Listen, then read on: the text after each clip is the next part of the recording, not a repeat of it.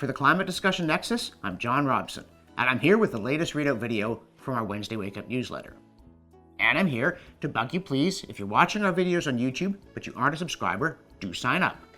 And also, subscribe to the newsletter for more detail on the stories that we cover briefly in these readouts, and so we can reach you by email if we need to tell you where to find us if we get deplatformed. In which case I'll note preemptively that we're also on Rumble now as Climate DN. And I'm also here to bug alarmists with yet another reality check. It seems to be dawning on them that Paris was just hot air and that nobody who's anybody is going to get anywhere near reaching their agreement targets. And while 20 years ago it was easy to talk about progress later, it's now time to put up or shut up on their ever shriller warnings and more drastic proposals. But they don't seem to know which to do or how to do either. Now, speaking of shrill, you know how from time to time people like us will compile lists of silly failed climate predictions and then say, don't believe the next one either. Well, now here come two academics from Carnegie Mellon University saying, hey, don't issue crackpot warnings because, one explains, quote, observing a string of repeated apocalyptic forecast failures can undermine the public's trust in the underlying science, end quote. So, you're admitting the world isn't about to end? On the contrary, they're convinced that it is, and they want to make sure that people do believe the next wacky scare story by not peddling the previous one. You're kind of struggling with the concept that science depends on evidence, aren't you? And on cue, here comes another scare story. One of our viewers recently commented sardonically that, quote, I'm waiting for someone to mention that saltwater fish cannot live in fresh water. The rivers are dumping that poison into our oceans, end quote. Well, sure enough, someone did denounce freshwater in oceans, saying, quote, freshwater outflow from Beaufort Sea could alter global climate patterns, end quote. And as you know, any climate change is bound to be a disaster. Quote, a rapid release of this fresh water into the Atlantic Ocean could wreak havoc on the delicate climate balance that dictates global climate, end quote.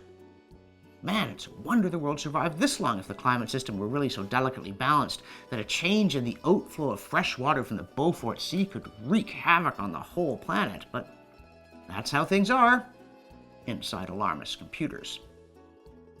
Also, in case you're fed up with the lockdowns and are looking for some action, we pass along MSN's enticing, quote, 11 steamy signs that climate change is speeding up, end quote.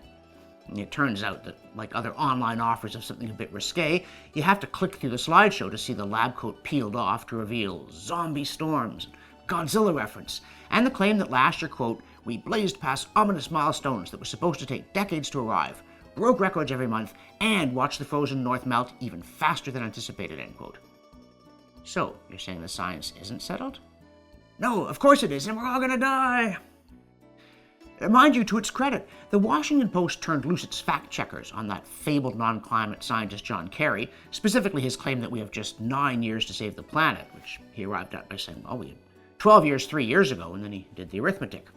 Unfortunately, it turns out that he didn't realize that the scientists were rounding the numbers and that 12 years was all just guff anyway. And, to their credit and our surprise, the Post did realize it and gave Kerry 2 Pinocchios out of a possible 4 for, quote, significant omissions and or exaggerations, end quote. That, they added, quote, somehow managed to both make the task seem less urgent and also more hyperbolic, end quote. See, it turns out they think we do just have a few years after all. Can't say how many, but, well, you know.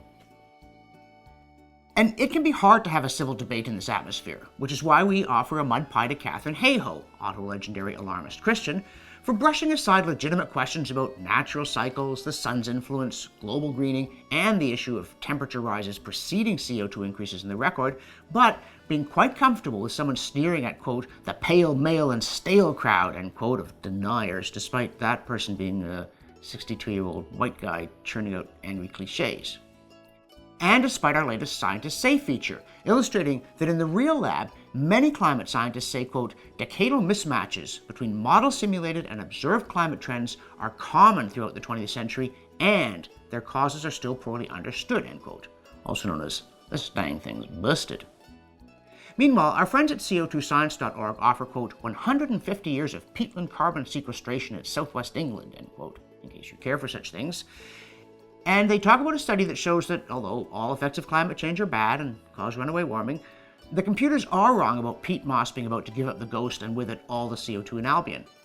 and they give us some Arbetia lixiala larvae, also known as baby black sea urchins, to show that far too much study of the impact of, quote, so-called ocean acidification, end quote, is done in a lab, not in one of those messy ocean things, which risks oversimplification, as in we're all...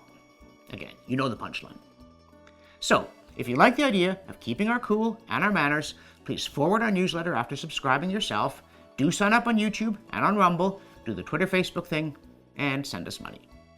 Seriously.